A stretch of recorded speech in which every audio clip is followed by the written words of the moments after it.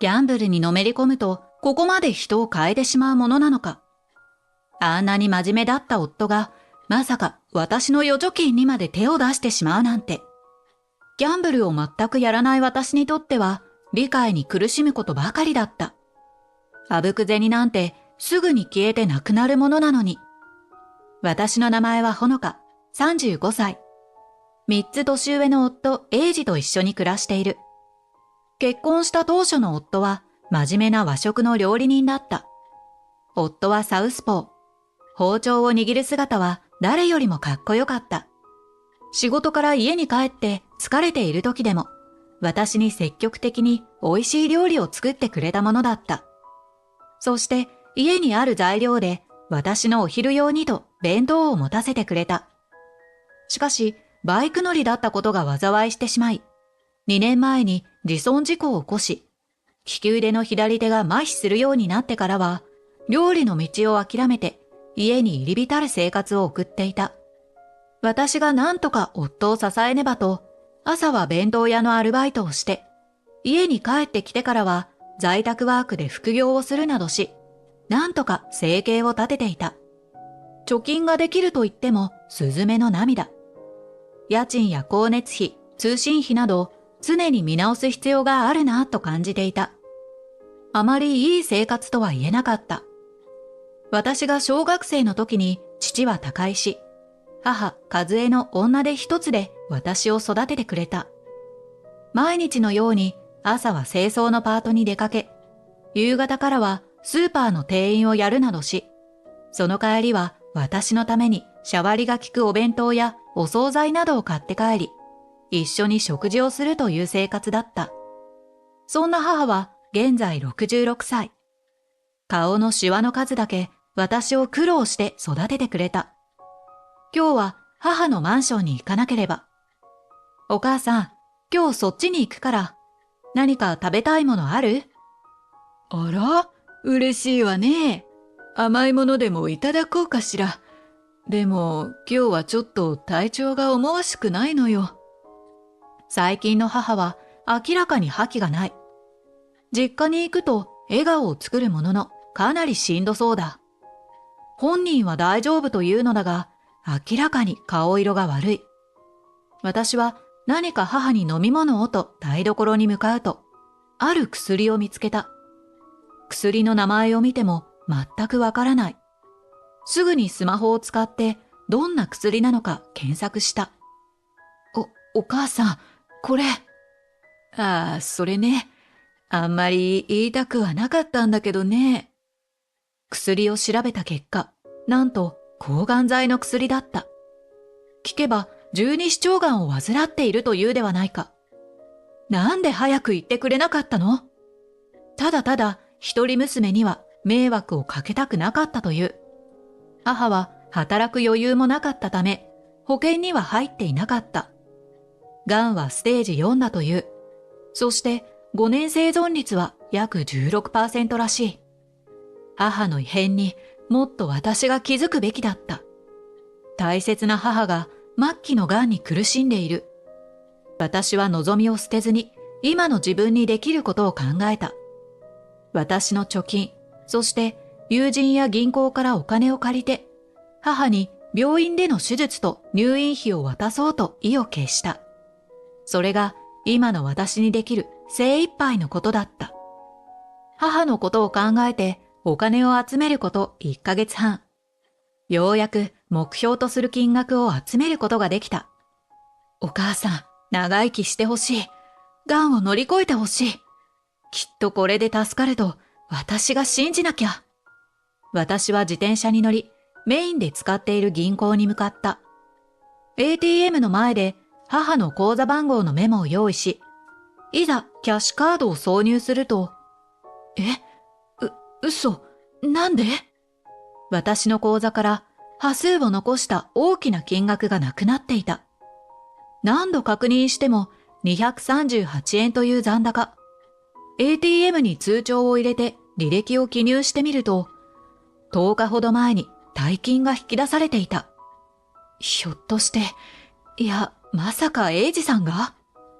最近、夫はやけに羽振りが良さげだった。信じている夫を怪しみたくはないが、現金がないことには話にならない。額に油汗をかいた私は、急いで家に帰った。夫は横になってテレビを見ていた。ちょっと、あなた、私の預貯金知らない？ああ、知らないな。238円しかないんだけど。知らないって。そう。じゃあ今から警察に行ってくる。大問題だわ。さすがにまずいと思った夫は観念したように。悪い。実は全部溶かした。何？溶かしたって、どういう意味？これで。夫は右手で丸い玉をつかむような素振りをし、くるっくるっと手首を回した。まさかパチンコ？いや、今日は取り返せそうだから、ちょっくらまた行ってくるわ。信じられない。大丈夫だって、すぐ取り返すから。あのお金はね。私は床に腰を落とし、泣き崩れてしまった。ああ、うっせえな。女はすぐ泣き上がる。勝って取り返せばいいんだよ。ぐちぐち言うなら離婚するぞ。お前はおとなしく在宅ワークでもやってろ。と、夫は言葉を吐き捨てるようにして足早に外に出て行った。泣き崩れた私はもうどうしたらいいかわからなかった。あんな最低な男だったとは。結婚した当初はあんなに腕のいい優しい料理人だったのに。バイクの事故さえなかったらあんな人にはならなかったはず。パソコンを触ることなど一切やらない夫にとって、私は過去にこんなひどいことを言われた。なんだよ、パソコンばっかりいじってよ。そんなに儲かるのか？ゲームばっかりやってんじゃねえか？少ない金額だけど、私はコツコツとやってるの。そんな電卓打つようにパチパチ打つよりも、外に出て働けよ。パチンコの方が儲かるわ。何を言っているのか。あなたが働かないから、私はこうやって在宅ワークで副業をやっているのに。とことん私がやる在宅ワークをバカにしていた。夫は夜遅く帰ってきた。体中にタバコ臭い匂いが染みついている。パチンコ屋の匂いだ。くそ、取り返せなかった。あのパチンコ屋全然出さねえ。あなた、ちょっとそこに座って。私は夫をテーブルの椅子に座らせて、諭すように言った。あなたはね、妻である私のお金に盗みを働いたの。わかる？立派な窃盗なのよ。いいじゃねえか。ちょっと借りたんだ。すぐ返してやるよ。聞いてよ。お母さんはね、私のお母さんは病気を患ってるの。病気？私はまた涙ながらに夫にこう訴えた。あのお金はね、お母さんの治療費に充てるつもりだったの。大丈夫大丈夫。俺も病気だから。何の病気よ？金欠病。なんつってな。うまかったか？また金を借りればなんとかなるだろう。全然笑えない。なんだ？離婚か？こっちはいつだって離婚してやんよ。もう、ほんと最低。私はテーブルを両手で力任せにバンと叩き、これ以上は夫と話さなかった。涙が止まらなかった。ギャンブルにのめり込むと人間はここまで変わってしまうのか。バイクでの事故で麻痺してしまった夫の利き腕である左手さえちゃんと動けば、包丁を握って料理人として仕事ができるのに、料理をすっかり諦めてしまったギャンブル脳の夫は今や無職。私の貯金に手をつけてしまうのだから、本人の貯金なんてほぼゼロなんだろう。わずか10日であの大金を使ってしまうとは。ギャンブルを一切やったことがなかった私には、全く理解ができないことだった。溢れてくる涙を拭いながら、私は在宅ワークの仕事を進めていた。パソコンでの入力作業をしていると、ふとインターネットを開いてこんな検索をしてしまう私がいた。夫と離婚と。検索ワードを入れるだけでずらーっと様々な記事が流れてくる。何も考えない夫はシャワーも浴びず、リビングで大きないびきをかきながら寝ていた。翌日、私は弁当屋のパートの仕事を終えて、すぐに母がいるマンションへ急いだ。インターホンを鳴らすも全く応答がない。合鍵を使って玄関のドアを開けると、なんと母は廊下で倒れていた。お母さん、ちょっとお母さん、しっかりして。私はすぐに電話を取り、救急車を呼んだ。救急隊の方が小声で、意識がない。これは手遅れかも、と言っていた。救急車で運ばれた搬送先の病院で、私は医師の診断の結果を待った。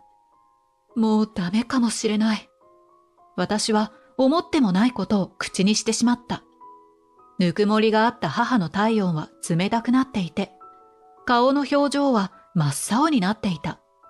さらに母のためにせっかく集めた入院費用は、ギャンブル脳の夫がすべて使って全くない。もう頭の中で全てが絶望感に満ちていた。病院に着いてから数時間後、母は息を引き取った。間に合わなかった。私がもっと早く気づいていれば、もっと早く母を病院に入れて、後からでもお金を借りてたら、あんなどうしようもないギャンブル脳の夫と一緒じゃなかったら、いろんな思いが頭の中で交錯していた。日夜苦労しながらも女手一つで私を育ててくれて、結局は恩を返すことができなかった。最愛の母を亡くした悲しさと自分の無力さ、そして夫への悔しさに私は呆然とし途方に暮れていた。そんな中、夫から LINE でメッセージが入った。今、岩手。何日か実家にいる。と、こんな時にのんきに実家に帰るなんて。ギャンブルするお金も底をついて、今度は親に金を無心しに行ったのか。つくづく最低最悪のクズな男だ。もはやメッセージを返す気力もなかった。私は謹慎だけを集めて、せめて最後だけは母を送り出そうと葬儀の準備を進めた。葬式の日、私は岩手にいるという夫に一応電話しておこうと連絡した。夫はなかなか出てくれなかった。二度目の電話をするもなかなか出てくれず、三度目でようやく出てくれた。なんだよ。何回も電話かけやがって。今大事な時なんだよ。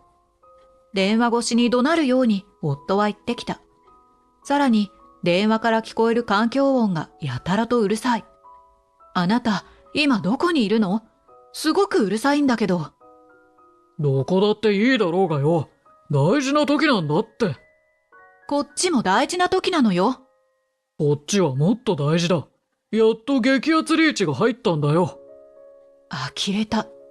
この後に及んで実家の岩手でパチンコ遠征か。もういいわ。すべてはあなたのせいよ。俺のせい？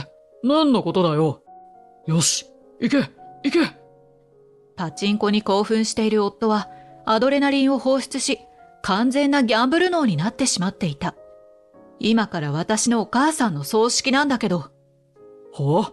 ちょっと聞こえない。私は大声で怒鳴るように言った。今から私のお母さんのお葬式。私はもうこれ以上説明する必要ないと電話を一方的に切った。ことの重大さに気がついた夫はすぐに LINE でメッセージを送ってきた。今からそっちに帰る。と、私は無神経すぎる夫に対し、もう帰ってくんな。一生ギャンブルやってろ。とメッセージを返した。私のメッセージを真に受けたのか、夫は葬式が終わる数日間もの間、帰ってくることはなかった。私は親戚のおじさんに今後のことを相談した。おじさんは他界した母の弟で、仕事柄相談事をするには一番の人だった。もう話すのも情けなくて恥ずかしい夫のことを、おじにまさか母の葬儀の時に話すことになるなんて思ってもなかった。母の葬儀はすべて終わった。喪に服しながらも私はパチンコに明け暮れ、葬儀にも出席しない夫に容赦することはないと離婚を決意した。夫が帰ってきた。相変わらずタバコ臭い匂いが体中に染みついている。なんか悪かったな。まさかお母さん本当に病気だったなんてな。知らなかった。これにサインしてください。これは。見たらわかるでしょ？離婚届です。なんだそりゃ。いつだって離婚してやんよって言ってたわよね。あれはお前が俺を責め立てるから。夫はおどおどしながら私を見ていた。岩手は楽しかった？楽しかったさ。岩手じゃなくて仲良く女と金沢に行った温泉旅行の間違いじゃないの？え？私は在宅ワークで使っているノートパソコンを取り出し、夫と女が仲良く写っている画像を見せた。これって何？旅費はどこから捻出したの？なんだろうな。しらばっくれるのね。探偵さんの仕事ってすごいのね。まあいいわ。お前、俺に探偵つけてたのか？あなたが散々バカにしてた在宅ワークでパソコンが強くなるとね、検索ワード入れるといろんなこともできちゃうものなのね。探偵さんもすぐに雇えたわ。女を作っちゃ悪いかよ。もういいわ。お前の望む通り離婚だ。夫は破れかぶれに開き直った。うん、わかってる。それでいい。いや、知らねえぞ。きっと後悔するからな。後悔するのはあなたの方じゃない？もうすぐおじさんがこっちに来るから。おじさん？そう、弁護士やってるおじさん。調子に乗ってバイクで自損事故を起こして、利き腕の左腕が麻痺してしまったのが運の尽きね。これからあなたにはたっぷりのお金が請求されるわ。右腕だとバイクのハンドルじゃなく、パチンコのハンドルはしっかりと握れるんだもんね。右手を失ったらギャンブルはやめるのかしら。いや、あなたはきっとそれでも、あぶく銭のために一生ギャンブルにのめり込んでるわね。借金取りに追われる人生をどうぞ楽しんでくださいね。インターホンが鳴り響いた。エイジさん、はじめまして。はじめまして。タイミングよくおじさんが現れた。短期間でいろんな相談をして、私が有利に働くように策を打ってくれていた。まず私たち夫婦は結婚前にお互いの資産には手を出さないという趣旨の契約書を出していた。これを夫は盗みを働いたとして、違約金、そして高額な治療費、さらにずっと受けてきた私の精神的苦痛に対する慰謝料を請求した。私は逃すことはできないと、すべてを一括で請求した。一括って、ほのか、俺にはそんなお金。大丈夫。パチンコで十分取り返せるんでしょ？好きなだけパチンコ打ってらっしゃい。いや、そんな簡単に取り返せないんだよ。夫の最後の言葉はこれだった。このセリフが実は真理でもある。本当に情けない。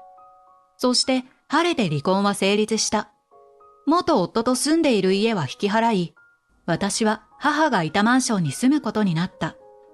その後の元夫は今度は本当に岩手に帰るも、案の定ギャンブル癖は治らず、ついには闇金にも手をつけてしまい、一家ともども借金の魔の手を逃れるのに必死なんだとか。パチンコのハンドルを握れる右手が使えるのであれば、少しでも在宅ワークを教えてあげればよかったか。まあ、パソコンに少しでも興味を示さなければ無理な話なのだが、本当にパソコンを使えると何でもできるすごい時代になったと思う。